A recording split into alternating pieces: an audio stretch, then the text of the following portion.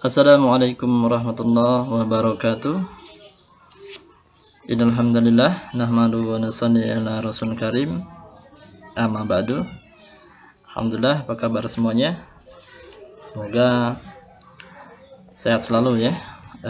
Di bulan puasa tetap semangat belajar programming dan perbanyak ibadah ya.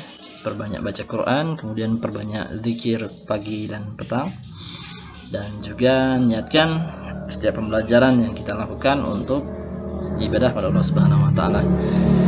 Baik, kita lanjutkan pertemuan kita di pertemuan yang ke-6 yang kemarin sudah kita lakukan evaluasi ya melalui kuis.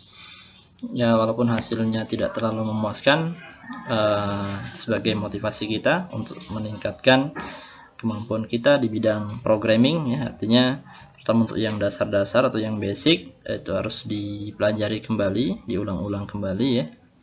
Dan juga terutama untuk yang bagian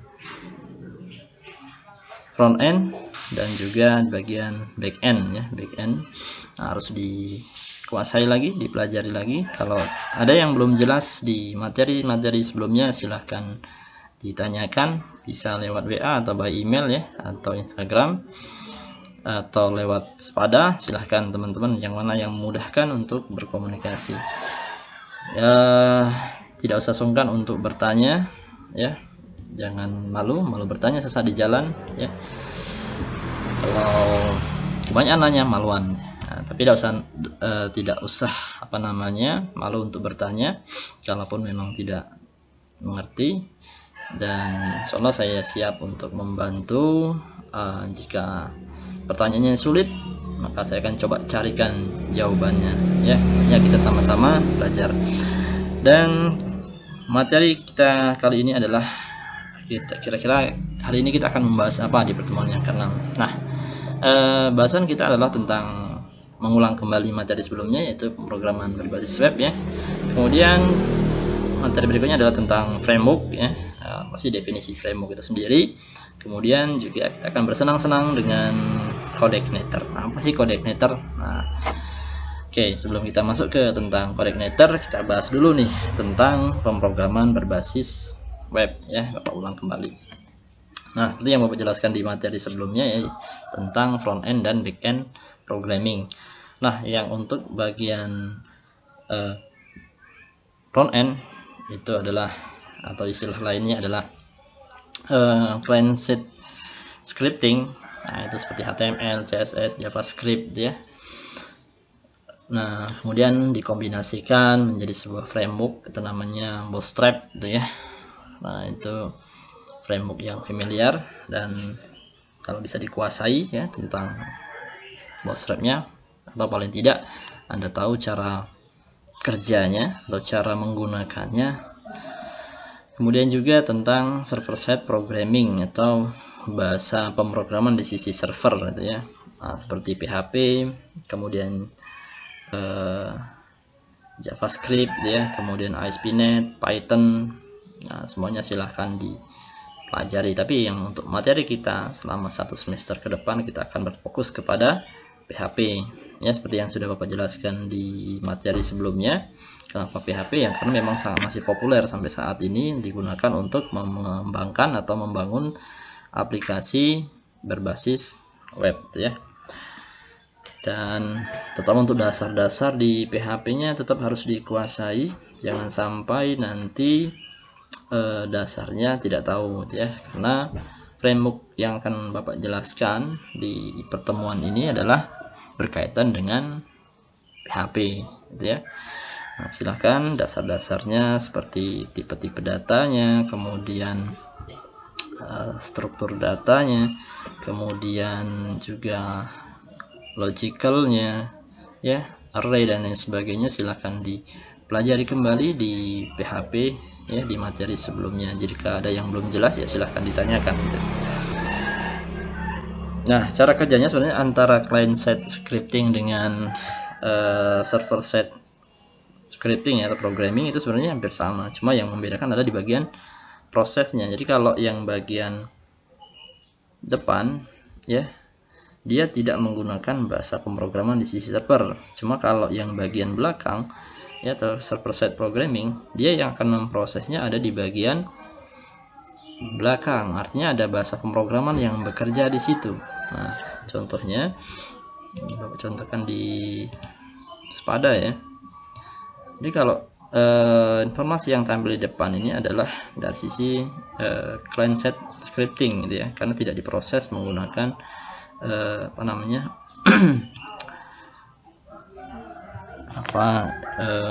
sisi server gitu ya. Nah, kalau kita misalnya login contoh saja, ketika kita masukkan username dan password. Nah, kalau dia scripting, ketika diklik login, ini tidak akan diproses apa-apa. Jadi untuk bisa memproses login ini sendiri, ini adalah di bagian sisi server side programming. Nah, dalam hal ini adalah PHP yang akan memprosesnya. Nah, ketika diklik login, maka PHP-nya akan bekerja. Jadi ada request dari user sampai dari browser, si browser akan memproses, meminta si server untuk memprosesnya, dan ketika server mengecek, oh ini ternyata membutuhkan bahasa pemrograman di si server. Nah, dia akan memanggil bahasa pemrograman tersebut untuk memprosesnya, gitu ya. Nah, ketika diproses, maka akan ditampilkan datanya sesuai dengan data yang diinginkan oleh si user tersebut.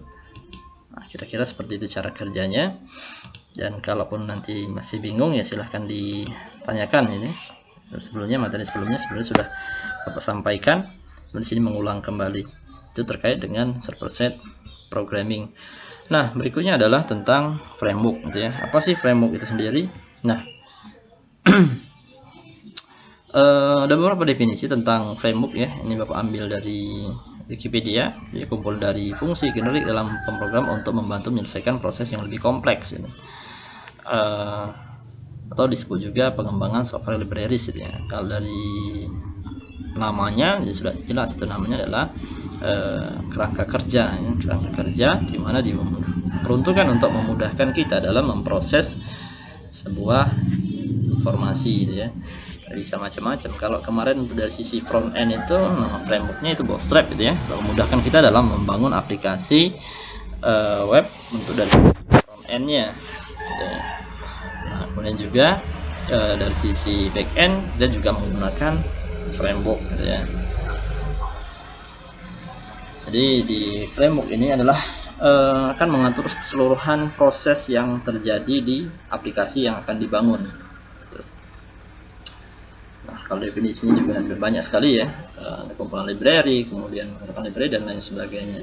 Tapi intinya adalah framework itu sendiri digunakan adalah untuk memudahkan kita dalam memproses sebuah informasi, ya. Nah, jadi untuk memudahkan kita dalam memproses informasi. Ya, analoginya sederhananya gini, ketika Anda membuat sebuah katakanlah rumah, itu ya,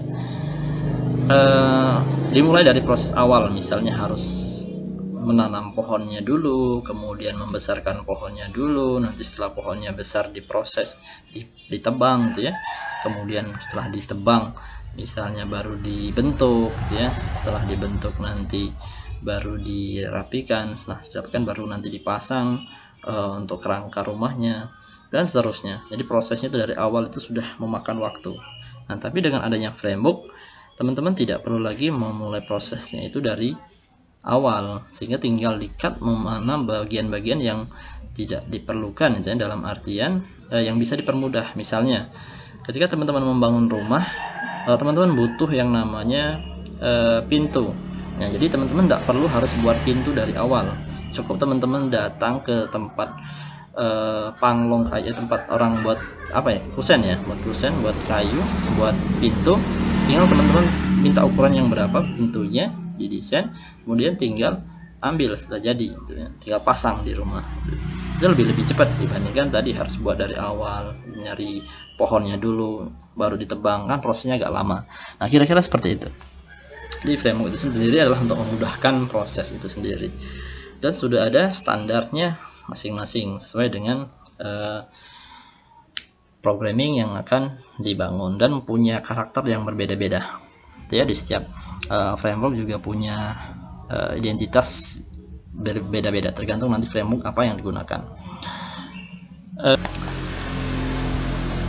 kenapa sih kita butuh yang namanya framework gitu ya? Padahal kita bisa membangun program tanpa adanya framework gitu ya. Mungkin kalau teman-teman sudah mempelajari materi sebelumnya ya, sudah rutin, artinya mengulang materi HTML, CSS dan JavaScript itu ya. Nah, ketika kalau teman-teman sudah mencoba ketiga-tiganya, kemudian juga teman-teman mencoba menggunakan Bootstrap. Nah, kira-kira apa yang dirasakan gitu ya? Perbedaannya apa itu? Jadi kalau yang belum pernah nyoba ya kan belum tahu sih perbedaannya. Cuma kalau yang sudah sering coba nanti akan tahu perbedaannya gitu ya. Kenapa sih butuh framework gitu ya? Nanti akan terjawab sendiri. Yang jelas dari sisi kecepatan pengembangan software itu lebih cepat gitu ya. Misalnya teman-teman tuh harus membuat sebuah front end tanpa framework dengan framework nih.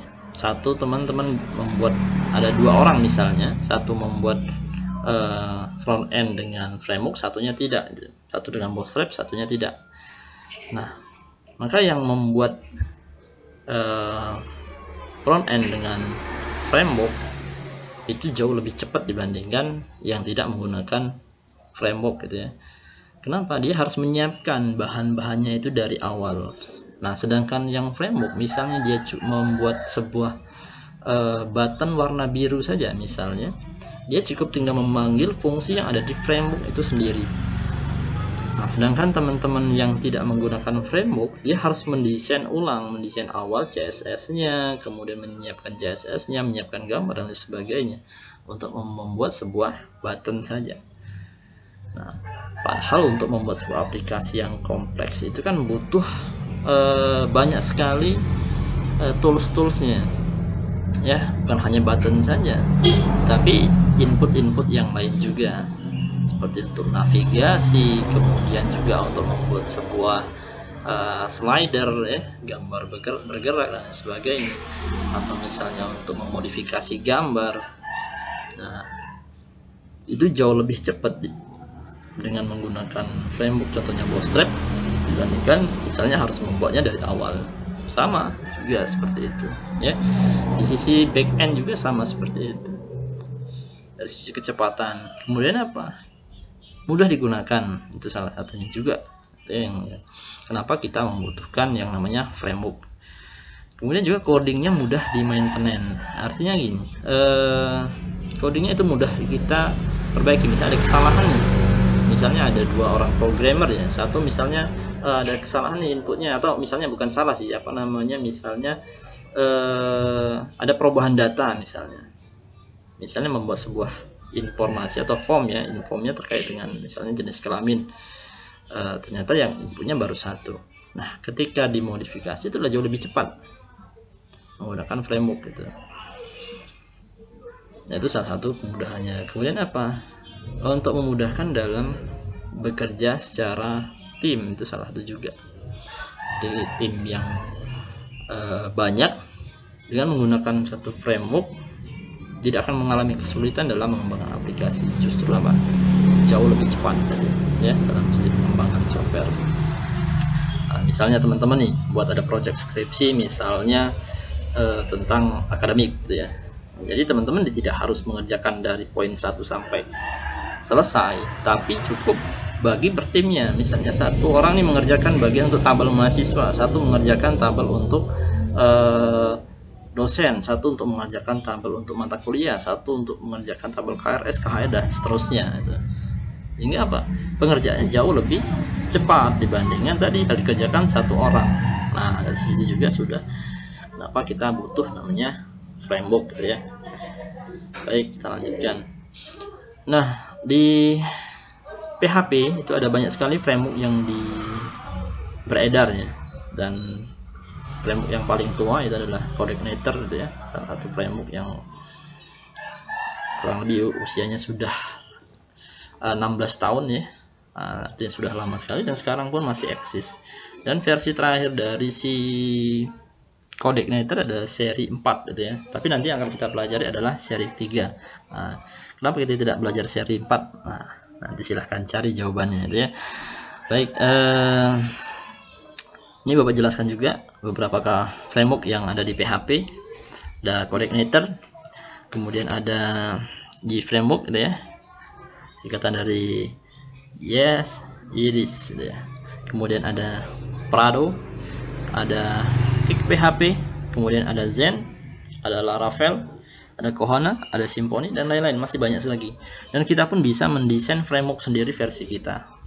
Tapi dengan catatan harus menguasai di bahasa pemrograman berbasis objek ya, atau objek orientednya, karena framework ini menggunakan konsep objek oriented ya. Konsep berbasis objek.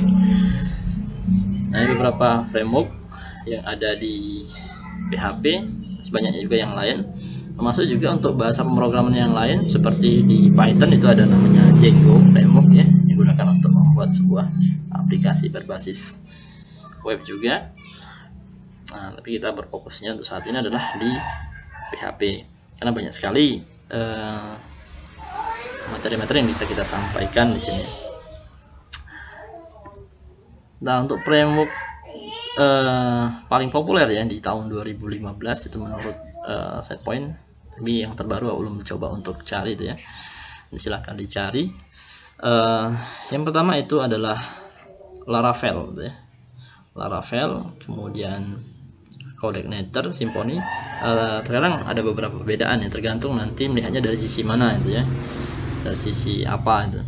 Cuma kalau untuk yang paling banyak di Indonesia itu masih didominasi oleh coordinator ya. Tapi sekarang lagi populernya itu adalah framework Laravel, turun jadi dua ya. Bahkan ada yang beberapa website itu menunjukkan bahwa coordinator di peringkat ketiga. Namun di sini adalah melihat perkembangan dari si framework itu sendiri ya, cukup signifikan ya.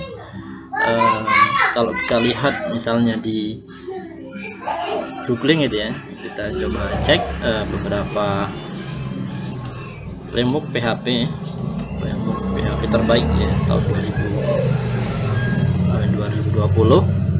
Kita coba cek dari ngoprek.com.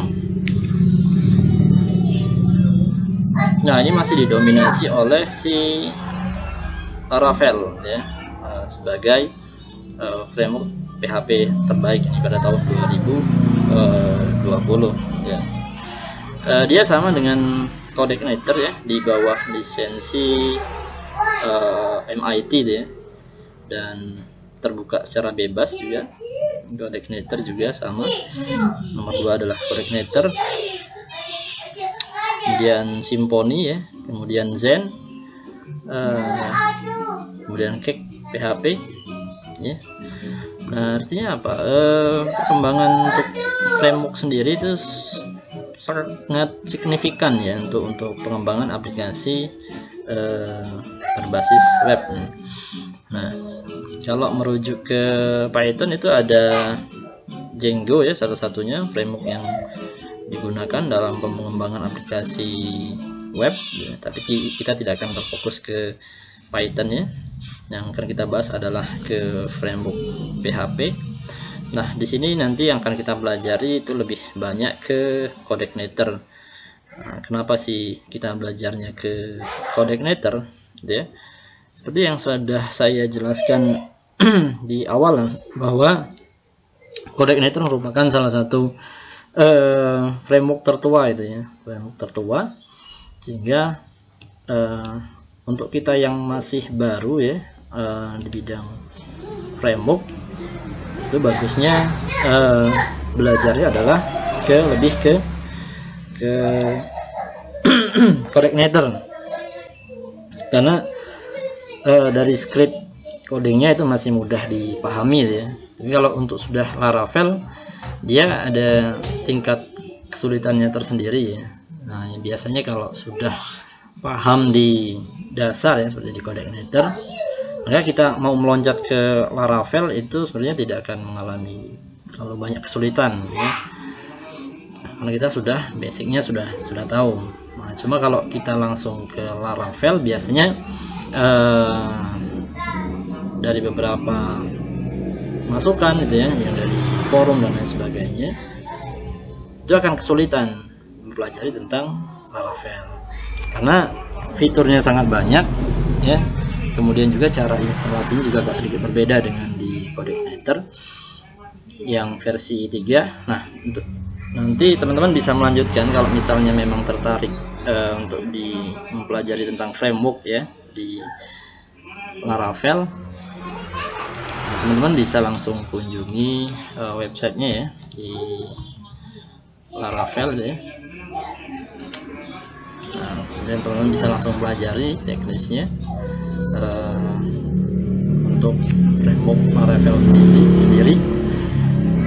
Dan cara instalasinya juga cukup lumayan agak susah ya, dalam artian tidak seperti biasa kita gunakan misal copy paste langsung ke htdoc gitu ya. Cuma dia nanti akan lewat command prompt untuk instalasinya, nanti dia akan mendownload otomatis. Nanti kan kita coba juga nanti untuk instalasi Laravel. Jadi kalau untuk yang baru-baru ya, bagusnya itu untuk pelajari framework dasar itu adalah CodeIgniter ya. Nanti kita coba ke CodeIgniter. Nah, kira-kira itu teman-teman ya, tentang bahasan kita tentang framework ya. Nanti ada sedikit tugas di bagian akhir ya, teman-teman silahkan pahami dulu tentang framework ya, kemudian cara kerjanya seperti apa. Nah, nanti kita akan sedikit lebih detailnya ke CodeIgniter. Oke, terima kasih.